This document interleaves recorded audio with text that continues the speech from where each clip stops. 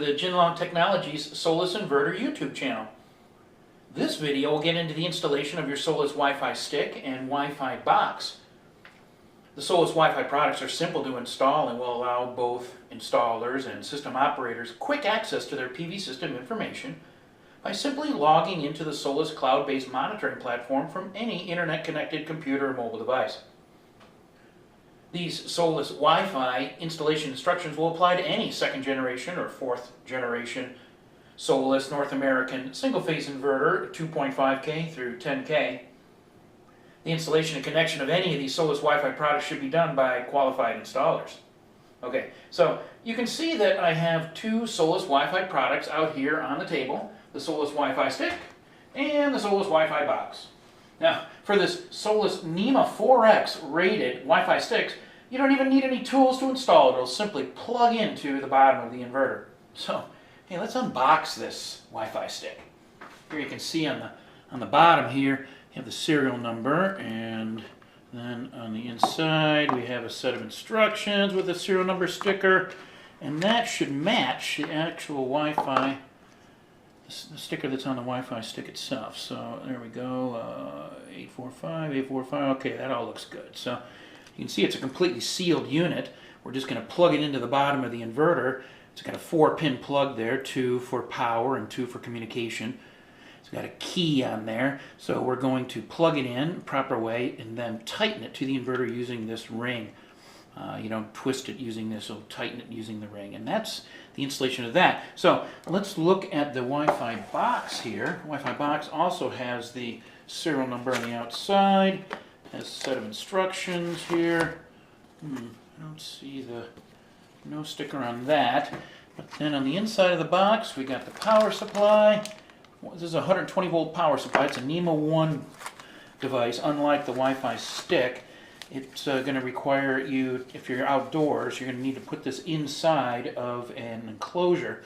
If it's a metallic enclosure, you're going to need to move this antenna off and then put that outside the box. It's got 4 LEDs on the top. It also has the serial number there on the bottom. You're going to need that for installation. And then you've got a plug here. You can actually hardwire this guy to your local router. Or you can plug, and you will use this plug here for the Wi-Fi box cord that comes with the device.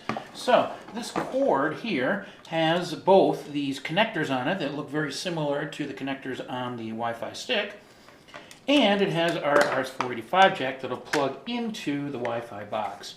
So if you have just a few inverters, maybe just 1 or 2, maybe the Wi-Fi stick is the way to go. But if you have more than 3, maybe the Wi-Fi box is the more economical way to go. You can monitor, you can put a splitter on here and monitor as many as 10 inverters off of this one box. So that's a good solution for systems that have multiple inverters installed. Install the Wi-Fi stick. You should first notice that there is a slot in the plug here and a key in the receptacle. So as soon as you uncover the Wi-Fi port here, you'll see the key in there for this slot, and you just seat that just right there. Now, rather than tighten it by the silver part, tighten it by this ring here, push it in a little further, tighten it up, push it in, seat it perfectly, and then tighten it down, just finger tight. Now, to install the cord, you can see that it's basically the same thing. You've got a slot in that same type of plug, and indeed you've got the same sort of tightening ring on that.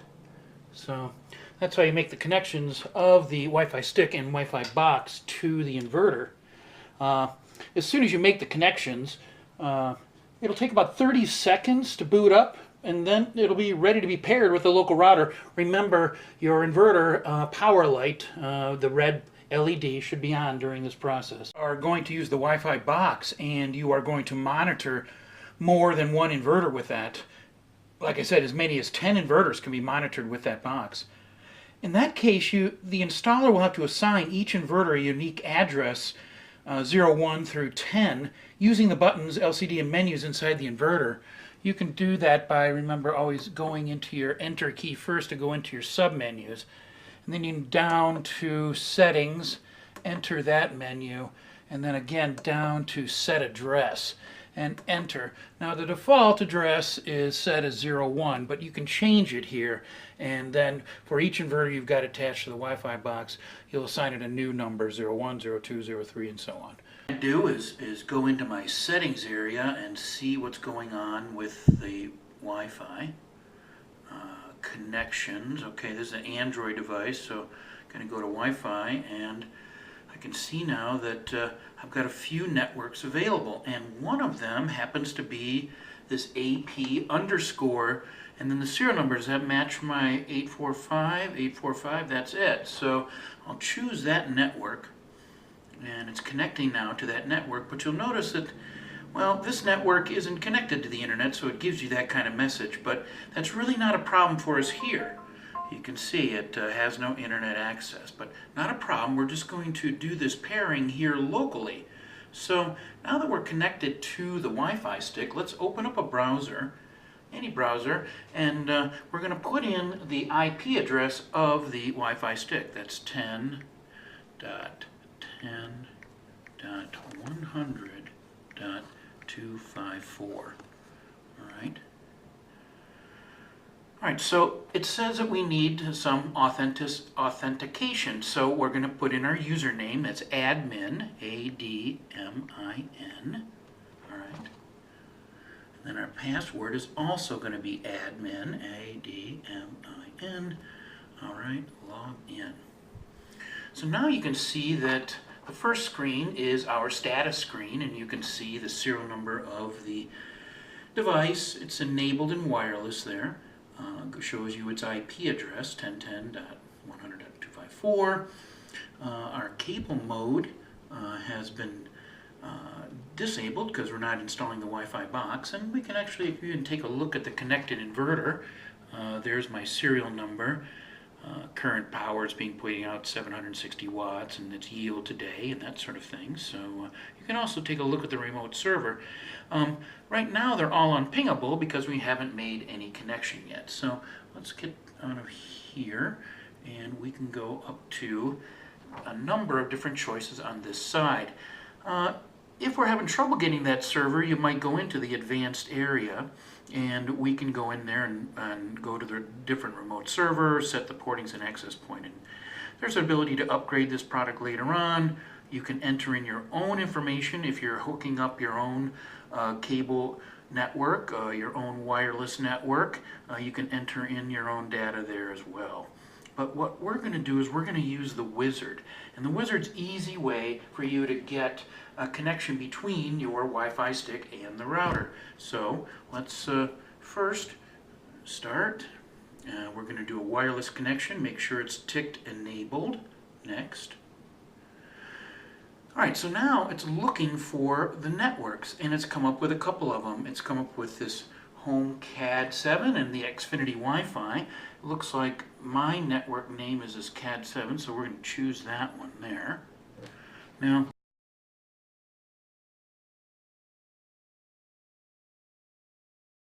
nice. We could refresh if we're not picking something up, but since it picked it up the first time, we can click next. And now I got to enter in my password, so let me do that. All right, you can see I've entered in my password twice there, and if you want, you can click Show Password, and that can help you make sure you entered them both correctly.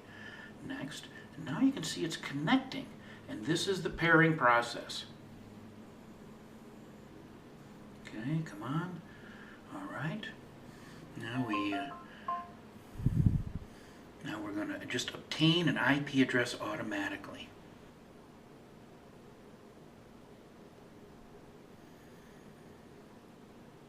Fantastic. Configuration is complete. After the configuration is complete, now we can check out that network connection that we just made. So go into the settings area and looking under connections and Wi-Fi. You can see I'm still connected to that Wi-Fi stick network. So let's take a look at that little network and go to its IP address here. And we can see the status. And under status, we can see it's enabled, and now we're associated with the home network here at this site.